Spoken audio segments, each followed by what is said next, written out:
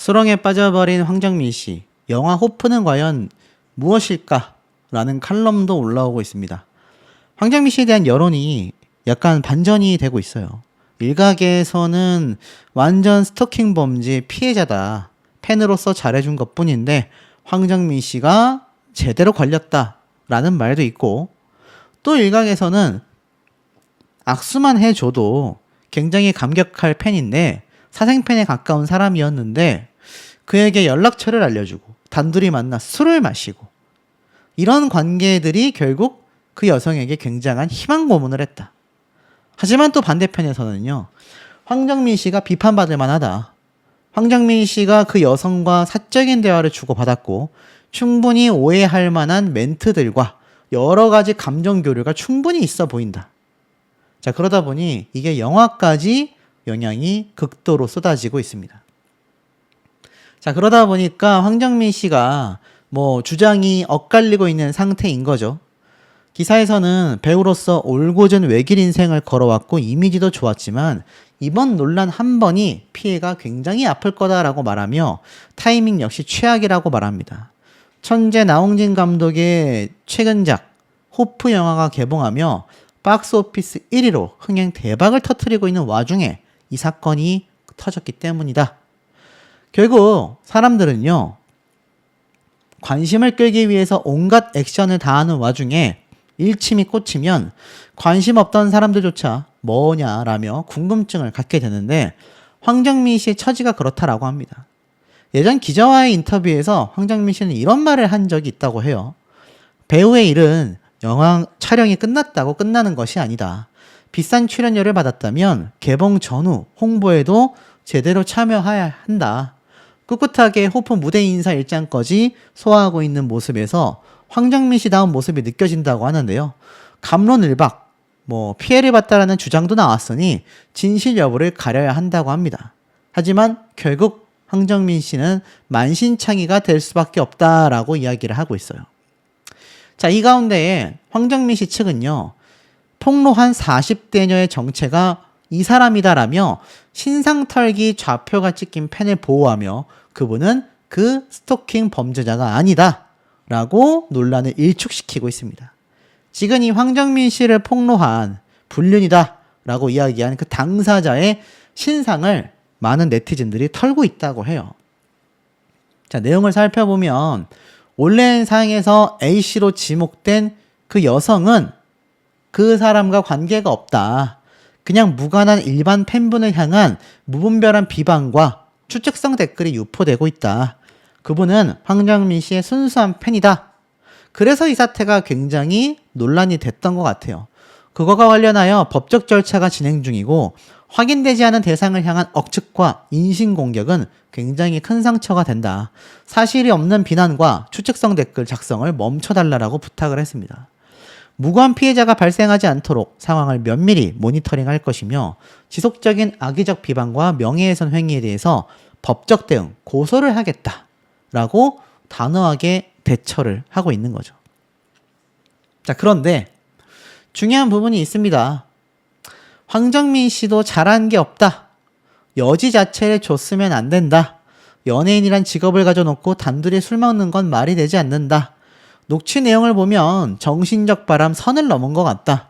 취해서 한 행동이든 취해서 뱉은 말이든 책임져야 할 것 같다. 라는 말까지 나오고 있는 상태입니다. 그런데 실제로 이 황정민 씨를 폭로했다라는 그 여성의 정체에 대해서 온라인상에서 많은 이야기가 나오고 있습니다. 심지어 황정민 씨가 또 황정민 씨 소속사 측이 보호해준 일반 팬분이 아니라 그 폭로자에 대한 이야기가 다시 한번 화제가 되고 있는데요. 내용을 보니까 황정민 씨를 폭로한 그 여성은 40세 미모의 사생팬이었다. 스토킹이지만 황정민 씨가 여지를 준 것도 사실이다 라고 이야기를 하고 있는 상태입니다. 자, 내용을 살펴보니 굉장히 놀랐습니다. 이번 사태가 백대빵인 상황이 아니라고 합니다. 그 폭로녀는요, 황정민 씨와 23년도 8월부터 24년 말까지 부적절한 관계를 이어왔다라고 주장을 했는데 주로 전화와 메시지 연락을 했고 실제 만난 건 3-4차례 된다. 황정민 씨의 제안으로 주류 브랜딩 업무, 소설 집필 등의 업무를 했다라고 주장을 했습니다. 근데 이 여성이 나이가 40세로 상당한 미모를 가진 여성이라고 합니다. 황정민 씨와 15살 나이 차이가 난다고 해요. 좋게 말하면 황정민 씨의 열혈 팬, 나쁘게 말하면 사생활을 굉장히 간섭하는 사생팬에 가깝다라고 합니다. 그런데 황정민 씨가 그런 여성에게 여지를 줬다라고 이야기를 하고 있어요.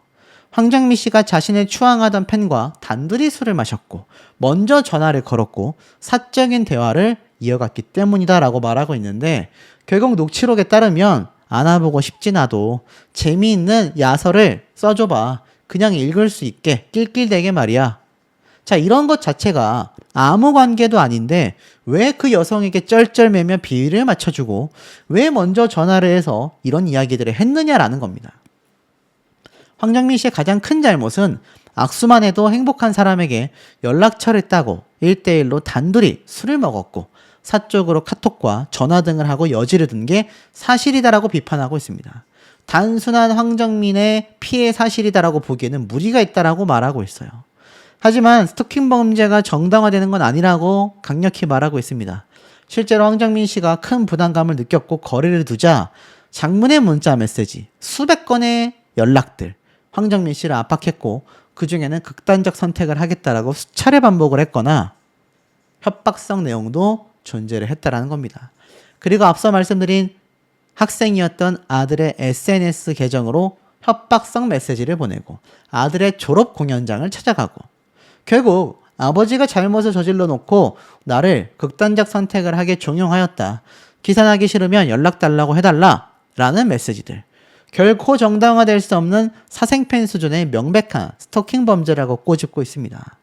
처벌받아야 한다라고 말하고 있어요. 그리고 그 여성은 황정민 씨와 첫 만남부터 신체 접촉을 했다라고 주장을 했지만 황정민 씨는 손도 잡지 않았다라는 입장입니다. 물론 이 여성이 신체 접촉 주장의 증거를 제시하지 않고 있다고 해요. 당연히 잠자리와 키스, 손조차 잡지 않았던, 유일하게 어깨 동무와 어깨에 손을 올렸던 이런 내용들 뿐인데 이것이 그런 접촉이라고 보기에는 어렵다라고 말하고 있습니다. 댓글 반응이 어떻겠습니까? 신체적 접촉이 있었건 없었건 그런 농담으로 추파를 던진 건 황정민 씨도 잘못이 있다. 황정민도 잘한 게 없다. 확실히 황정민도 깨끗한 건 아니다. 자, 여론이 다시 한번 뒤집히고 있는 현재의 상태라는 겁니다. 가장 중요한 건요, 황정민 씨의 내용 중에서 과연 추행죄 항목이 성립이 될 수 있느냐라는 겁니다. 자, 이 추행죄라는 건 굉장히 어렵습니다. 즉, 협박과 강제적으로 추행을 한 사람에 대해 10년 이하의 징역, 1,500만 원 이하의 벌금형에 처한다라고 되어져 있습니다. 근데 이 기준 자체가 상당히 쉽지 않다라는 거죠. 그리고 그것이 과연 어깨에 손을 올렸고 뭐 이런 정도만으로도 과연 이런 추행죄에 포함이 될 수 있겠느냐라는 겁니다. 특히 중요한 건 어떤 강요와 협박성으로 인해서, 그러니까 피해자가 원치 않는 상황에 가해자가 강제적으로 신체 접촉을 계속해서 해나가는 것이 추행죄에 포함된다라고 많은 변호사들이 이야기를 하고 있습니다. 자, 그러다 보니 어떻습니까? 이걸 추행죄라고 보기가 상당히 어려운 것이 현실적이지 않나라는 예측도 되고 있다라는 겁니다. 실제로 이 강제추행죄에 대한 정확한 이 정의를 보면요, 앞서 말씀드렸던 것처럼 사람의 상대방에 대한 어떤 자유의지, 그것을 보호하기 위함인데 결국 이 상대방에 있어서 원하지 않을 경우에도 계속하여 추행을 하는 것이 문제가 된다라고 말을 하고 있다라는 겁니다. 뭐 예를 들면 캬바레에서 함께 블루스를 추던 중 은근슬쩍 손을 살짝 댄 행위, 직장 상사가 부하의 의사에 명백히 반하여 어깨를 주무른 경우, 이것을 강제적인 추행이라고 봤다라는 겁니다. 놀이터에서 초등학생인 여자아이의 뺨과 손등을 만졌다가 집행유예를 선고받은 남성의 사례도 존재하며 골프장 캐디에게 러브샷을 강요한 것도 유죄였다. 이런 경우도 보고 있다라는 겁니다. 그러니 사실 이 여성이 어떻게 증언하느냐에 따라 황정민 씨가 추행죄에 관련하여 어떤 법적인 법률적 해석을 받을 가능성도 있다라는 건데, 이게 이제 여성이 과연 원하지 않는데 억지로 강제로 했느냐를 어떻게 증명해내느냐가 관건인 것 같고, 황정민 씨 측은 손도 잡지 않았다, 그 어떤 접촉도 없었다라는 입장이다 보니 이 모든 부분을 여성의 주장이 맞다라고 한다면 스스로가 증명을 해내야 될 부분으로 생각이 됩니다. 자, 어찌됐건 이 사생활 의혹에 휩싸인 황정민 씨가 과거의 발언들마저도 재조명을 받고 있습니다. 내가 술을 마시면 잔실수가 많아져 금주를 하고 있다. 금주 발언이 있었다라는 거죠. 지난해 2월 방영된 MBC 굿데이를 통하여 금주 1년째임을 밝힌 바 있습니다. 50살인 나에게 어떤 선물을 할까 고민하다가 술, 담배 중 하나를 끊자고 결심했고, 금연을 하니 술을 더 먹게 되어 술을 많이 먹으니 기억력이 떨어졌고 잔실수도 많이 하여 1년간 휴식을 주자라는 생각이 들었다. 되게 힘들었다. 다른 데서는 안 먹고 아내랑만 먹으려고 했다. 근데 아내가 술을 못 마셔서 사실상 금주 선언이 되었다. 정말 마시고 싶을 때 와인 한 잔 정도를 마시고 있다. 라고 당시 이야기를 했습니다. 그리고 이뿐만이 아닙니다.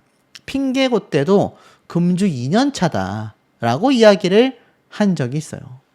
자, 그러다 보니까 이 황정민 씨 측 입장에서 이 금주를 했을 정도로 상당히 잔실수가 많았던 게 아니냐, 이것이 이번 여성과의 취중 통화 내용들, 또 함께 술을 마셨던 부분들, 여성이 자신에게 황정민 씨가 신체적 접촉이 있었다, 스킨십이 있었다라는 주장들이 얽히면서 여론이 별로 좋지 못한 상황이기도 합니다. 이건 잔실수가 아니라 큰 실수라고 본다 라는 말도 있고요. 법적으로는 문제가 되지 않을지 몰라도 도덕적으로는 문제가 있다. 이상한 여자에게 피해받는 건 맞는 것 같은데 오해의 빌미를 주지 말았어야 한다. 많은 여론이 엇갈리고 있습니다. 아마 여러분들의 의견도 상당히 나뉠 것 같은데요. 자, 40대 여성의 미모의 당사자라고 밝혔는데 실제로 이 폭로 SNS 계정을 보면 이 사진을 제가 검색을 해보니까 제가 못 찾는 걸 수도 있겠지만 이 여성의 얼굴이 뭐 다른 연예인이거나 일반인이거나 파악이 안 됩니다. 뭐 AI로 만들었을 수도 있겠지만 많은 여론들은요, 이 눈만 나와 있는 이 모습이 이번 폭로자 여성 당사자의 모습일 거다라고 추측을 하고 있는데, 자, 이 모습이 본인의 얼굴이 맞다면 눈과 코만 살짝 보임에도 상당한 미모의 소유자라는 걸 알 수 있습니다. 그러니 이 황정민 씨를 폭로한 여성에 대한 계속하여 신상 털기가 가속화되고 있는 상태라고 보여집니다. 자, 과연 황정민 씨는 친절함이었을까요? 아니면 추행죄에 해당하는 또는 불륜에 해당하는 정신적 바람이었을까요? 아마 시청자분들의 의견도 상당히 나뉠 것 같습니다. 왜? 자, 들어보셨죠? 자, 그냥 그 고양이는 일찍 된장을 발라라, 이렇게 황정민 씨가 이야기를 했다라는 음성이 실제로 들어가 있다라는 겁니다. 자, 그러다 보니 사실 내가 그때 너무 고통스러웠는데 당신이 그런 발언을 했다. 내 반려묘가 떠날 때 이렇게 내가 고생을 했었다 라고 이야기를 했고, 상대방의 모욕에 대한 뒤늦은 응답이었을 뿐 혐오 조성을 위한 고양이 사체 사진 발송이 아니었다. 근데 언론마저 이러한 설명을 모두 제거하고 공포 조성이라는 뭐 형태로 재구성을 했다. 이렇게 굉장히 격렬하게 지금 반박을 하는 겁니다. 좀 더 들어보면 고양이 때문에. 네. 아, 네. 어쩔 수 없지 뭐.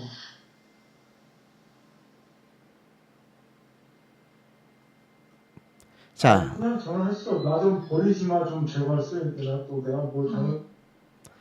황정민 씨가 이렇게 자신을 버리지 말아라 라는 이야기까지 하는 내용을 살펴보면 무언가 이 여성과 사적인 친분이 좀 강렬했다라는 의혹을 많이 받고 있는 상태이기도 하다라는 겁니다. 하지만 황정민 씨가 팬에 대한 또 애정이 굉장히 커요.